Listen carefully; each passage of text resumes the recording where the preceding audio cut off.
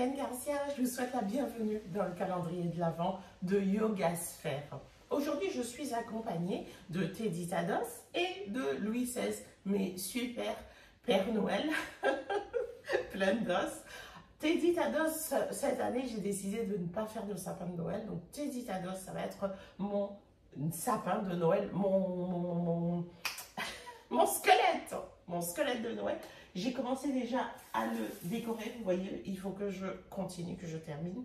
Et Louis XVI, il va bosser relativement activement pour cette séance. Donc, je vais lui retirer son petit bonnet. Ça sera plus efficace pour moi. Et pour cette séance, vous allez aussi avoir besoin de votre ballon Mama. Et je vous explique tout à l'heure comment il faudra qu'il soit gonflé. Parce que je me suis dit que je voulais vous offrir une séance de yoga du visage plus. Cette méthode que j'ai créée parce que j'ai eu le grand désir, la grande volonté de rajouter et de mêler toutes les connaissances que j'avais en dentisterie, toutes les connaissances en posturologie, mes connaissances en ostéopathie également, en médecine traditionnelle chinoise et plein de choses. J'avais vraiment plein d'outils qui étaient un peu éparpillés et je me suis dit, ok, c'est super intéressant. Donc, j'ai créé cette méthode de yoga du visage plus où tout est dans le plus en fait. Et aujourd'hui, je voulais vous parler de la langue, les secrets de la langue. Franchement, on n'est pas suffisamment alerté des faits et des méfaits que peuvent provoquer une langue dans votre bouche. Pour faire simple, rapide et concis, votre langue, c'est l'architecte de votre bouche. Votre langue, c'est l'architecte de vos mâchoires. C'est elle qui va donner la forme et de l'amplitude aux mâchoires tout le long de la croissance en fonction de comment elle se positionne, de la tonicité qu'elle a. Et c'est sur ces mâchoires qu'au fur et à mesure que les dents arrivent, elles se placent. Donc si vous avez une langue paresseuse et que vous avez donc de fait des mâchoires qui sont restées petites, vous pouvez manquer de place lorsque les dents vont sortir et il y a un encombrement dentaire. Donc ça, c'est super important, c'est très fréquent d'avoir qu'on ait les dents qui sont encombrées. Eh bien, c'est dû majoritairement à une langue qui est paresseuse. Alors, une langue paresseuse, c'est quoi? Une langue paresseuse, c'est une langue, moi j'aime beaucoup dire, qui va rester vautrée sur son plancher. Le plancher de la langue, son hamac, comme si elle était dans un hamac. Le plancher de la langue, il est ici. Vous avez des muscles qui constituent la langue aussi, là notamment. Donc, ici, là, sous la mandibule, la mâchoire blanche, qui est notre mâchoire du bas, la mandibule, comme les mantes religieuses. La mâchoire du haut, ici, sur Louis XVI, elle est en jaune. Et donc, notre langue va être dans la cavité buccale. Je vais essayer de ne pas me faire pincer. Imaginez mon doigt, voilà, c'est notre langue. Et elle a son plancher qui est ici. Et une langue paresseuse, c'est une langue qui est vautrée dans le bas quand on utilise notre bouche. Notre bouche, on l'utilise normalement, principalement, pour mâcher, la mastication, pour déglutir, avaler notre salive. Là aussi, la langue a une place particulière, c'est très intéressant. Et pour parler, la phonation, principalement. Après, il y a des gens qui font d'autres choses avec leur bouche et leur langue, mais ce n'est pas le sujet aujourd'hui. Et donc, cette langue, lorsqu'elle est paresseuse et qu'elle reste vautrée, elle ne va pas participer à la croissance des maxillaires et on va se retrouver notamment avec ces problématiques d'encombrement dentaire, mais pas que, parce que on le voit dans les cours de yoga du visage plus, les dents servent aux mâchoires de se placer l'une par rapport à l'autre. La seule mâchoire qui se déplace, c'est la mâchoire du bas. L'autre, la jaune, elle est fixe. Si vous avez des dents qui sont mal positionnées, cette mâchoire qui utilise les dents comme des rails, vous voyez, Louis XVI, parfait. Hein, il lui manque peut-être, et encore, non, c'est juste une petite malposition ici. Mais sinon, sa mâchoire du bas vient bien se placer grâce aux dents. Maintenant, si vous imaginez, si vous avez des dents qui manquent, des dents un peu plus hautes, un peu plus basses, mal placées, eh bien, en fait, la mâchoire du bas viendrait se placer de travers. Donc, les conséquences d'une langue paresseuse. Et il y a d'autres conséquences. On peut être respirateur buccal, pardon, avec une langue paresseuse. Et d'autres conséquences également sur la façon de se tenir, la posture. C'est pour ça que j'adore le yoga du visage plus.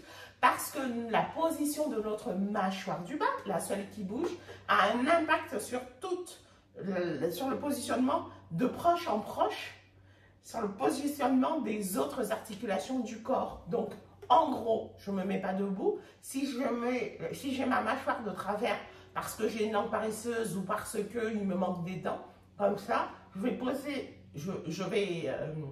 j'exagère, hein, je vais poser ma tête comme ça et lever cette épaule-là, peut-être même la mettre un peu en arrière. Et ça va dégringoler aux hanches jusqu'aux pieds. C'est ce que moi j'appelle des conflits de voisinage, des problèmes et de voisin à voisin, le problème se répercute jusque en bas. Donc, on va revenir à la langue.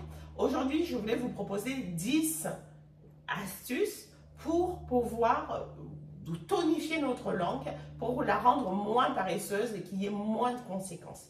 Et comme il n'est jamais trop tard, c'est pas grave, même si vous avez déjà les dents de travers, si vous avez déjà des dents qui sont manquantes, etc. Ça, il faut aller voir un dentiste, un orthodontiste, mais ça n'empêche que vous pouvez quand même faire la rééducation de votre langue. La première astuce pour commencer, moi ce que je vous préconise, c'est un massage de ce plancher que je vous ai montré. Et c'est pour ça qu'on va avoir besoin du ballon Mama, pas trop gonflé.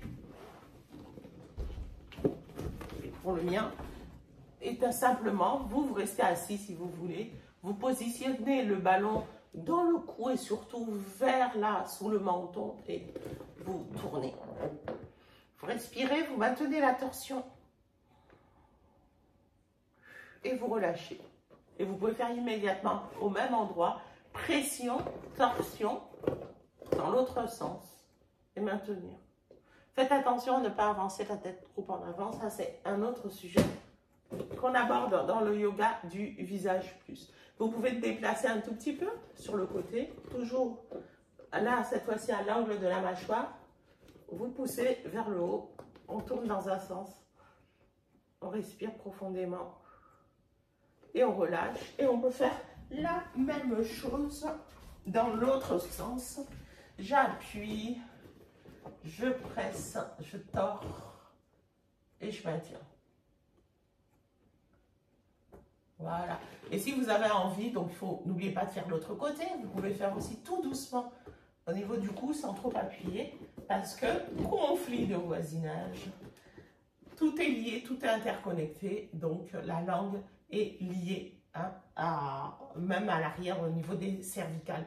La langue, elle est rattachée également au diaphragme jusqu'au pied, hein. Mais ça, c'est encore une autre histoire. C'est une histoire de fascia notamment, on en reparlera. Ça, c'était notre première astuce.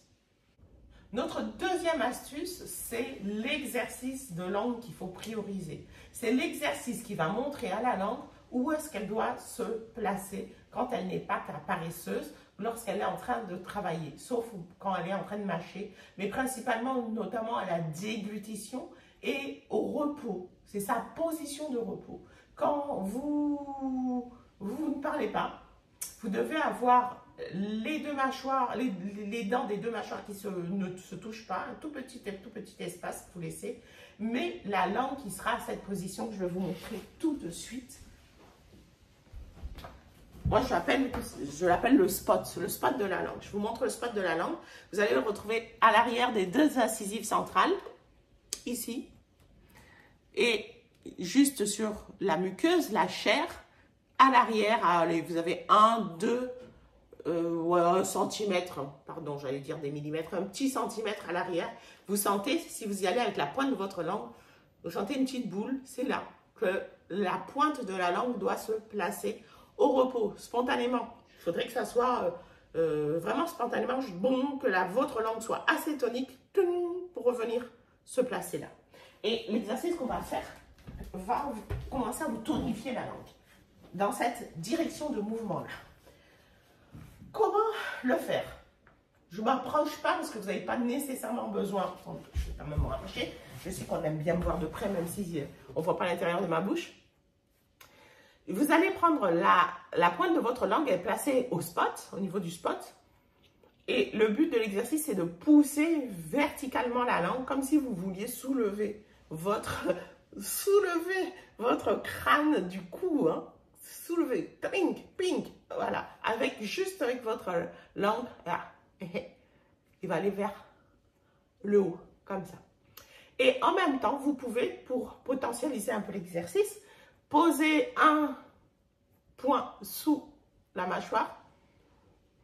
Parce que vous allez avoir tendance, la mâchoire du bas va avoir tendance à descendre, la bouche à s'ouvrir.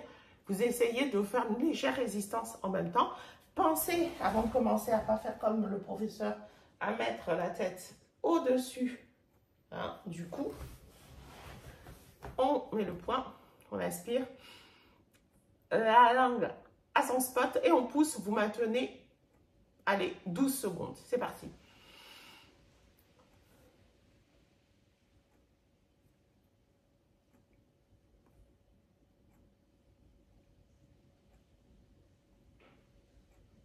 Et vous relâchez. Et vous pouvez reprendre. Je mets mon poing, je pousse ma langue, c'est la langue qui initie le mouvement. Je pousse fort et je fais une petite résistance ici. Ma tête est bien au-dessus de ma colonne vertébrale. C'est parti. J'inspire et j'y vais.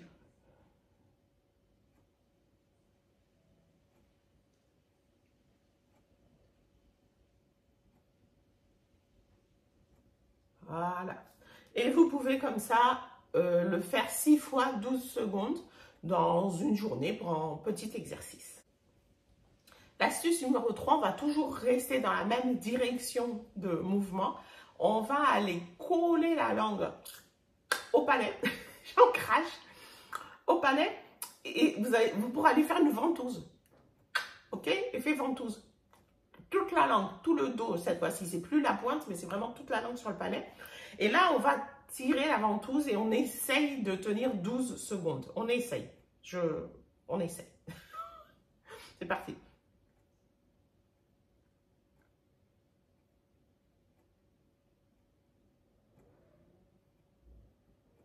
On relâche.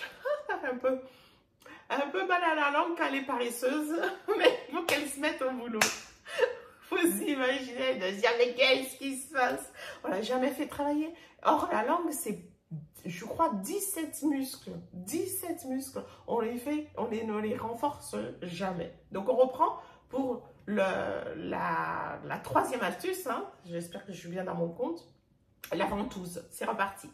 Je ventouse et j'essaye d'arracher. Je maintiens pendant 12 secondes.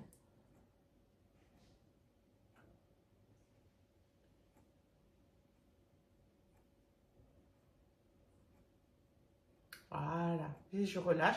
La même chose, vous pouvez faire 6 fois 12 secondes cet exercice-là. Alors, toujours la quatrième astuce, encore un exercice de renforcement de langue, toujours dans la même direction de mouvement.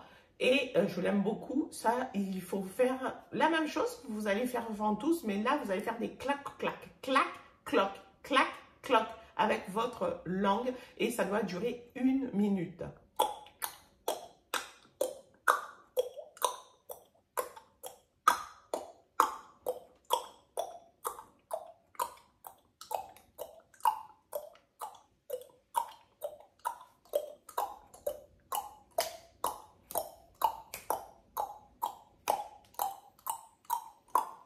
Etc. pendant 1 minute. Alors là, je vous dis toujours, vous pouvez regarder ça devant vos films de Noël, mais là, mettez le sous-titrage, hein, parce que sinon, clac, clac, clac, clac, vous n'allez plus rien entendre. La 5e astuce, c'est encore un exercice. Cette fois-ci, on change un peu. On va sortir la langue de la bouche et on va faire la langue de vipère. Donc, vous devez sortir la langue, je le fais. Et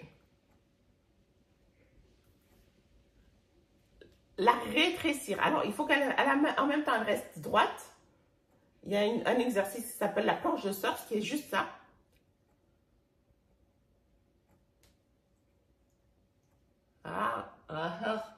et elle reste le plus droite possible. Et sinon, si vous vous sentez, vous pouvez aussi rajouter la langue de vipère qui est de la rétrécir.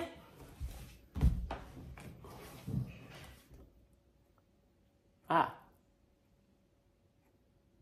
Sortir et pointer. Même chose, on tient 12 secondes, 6 fois 12 secondes. On fait une fois. Et on tire le plus possible aussi. En même temps qu'on rétrécit. Là, la langue, elle capote.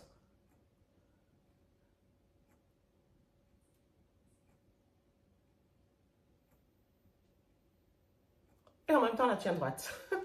6 fois 12 secondes pour celui-là. Le sixième astuce, toujours un exercice, toujours la même direction de mouvement. Cette fois-ci, on sort encore et on fait la paille. Et en même temps qu'on enroule les deux bords de la langue en forme de paille,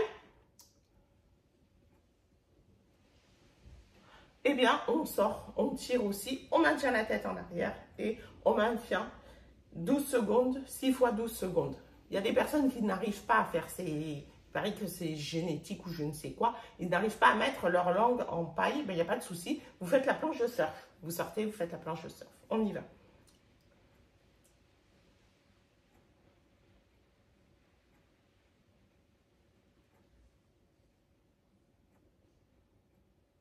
Voilà. Et vous faites 6 fois 12 secondes.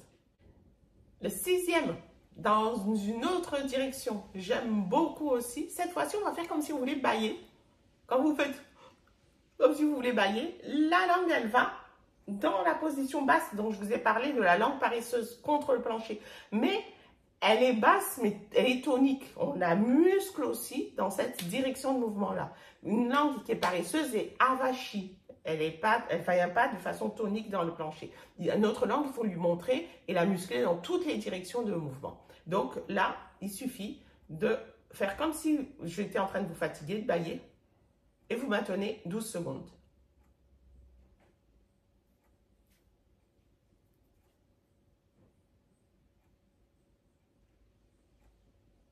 Et vous relâchez 6 fois 12 secondes. La 8e astuce, je ne sais pas si je perds le compte, mais je pense que je vous ai donné 8 astuces jusqu'à présent, enfin, je suis en train de vous donner la 8e. C'est pareil, on change de direction de mouvement. Cette fois-ci, on va pousser la langue vers un côté et on va faire une petite résistance avec le poing. C'est la langue contre le poing. C'est parti.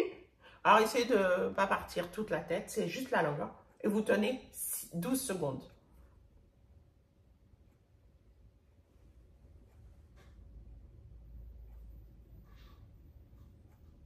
Voilà.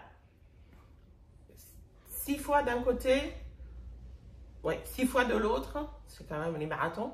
Et voilà, c'est pour cette 8e astuce. 9e astuce, c'est le tour du monde. On reste la langue à l'intérieur, mais on pousse fort. Commissure à gauche, vers le menton, commissure à droite, vers le long,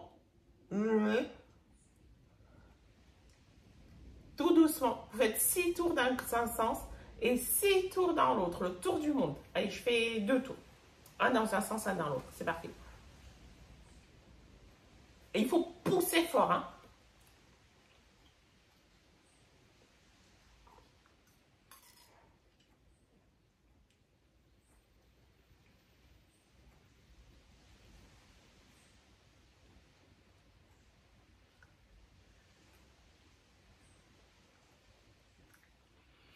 Voilà, voilà, c'était pour le tour du monde. Et pour terminer, la 10e astuce, je vais vous donner un point d'acupression qu'on va retrouver bizarrement dans notre dos, juste sous la brassière, ici, de part et d'autre, de chaque côté de la colonne vertébrale, ici. Vous pouvez appuyer.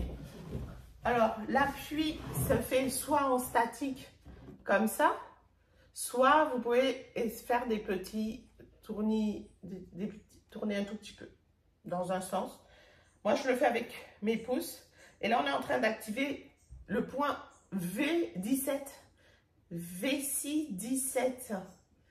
Là, c'est chouette parce que vous dites qu'est-ce qu'elle fiche ici? On relâche le diaphragme grâce à ce point. Or, ça, c'est une autre histoire qui est super importante. Le diaphragme est directement lié à la langue via la ligne antérieure profonde qui est une ligne myofaciale. Mais ça, c'est vraiment, on en parle dans le yoga du visage plus, on en parle souvent dans Yoga Sphère également. Ça, c'est encore une autre histoire. En attendant, vous pouvez me faire confiance et activer là, juste sous votre brassière, des deux côtés de votre colonne vertébrale. Vous êtes à 2 cm à peu près de chaque côté de la colonne. Vous pouvez activer pour relâcher votre diaphragme. Voilà, voilà. Je pense que je vous ai donné 10 astuces, que je vous ai surtout donné la conscience que vous avez une langue et que c'est pas juste un truc qui sert à mentir hein, et à parler. Non, non, votre langue, c'est vraiment l'architecte notamment de votre bouche et elle fait partie intégrante également de votre corps. Je vous remercie de votre attention et je vous souhaite encore et toujours un joyeux temps des fêtes. À très bientôt. Namasté.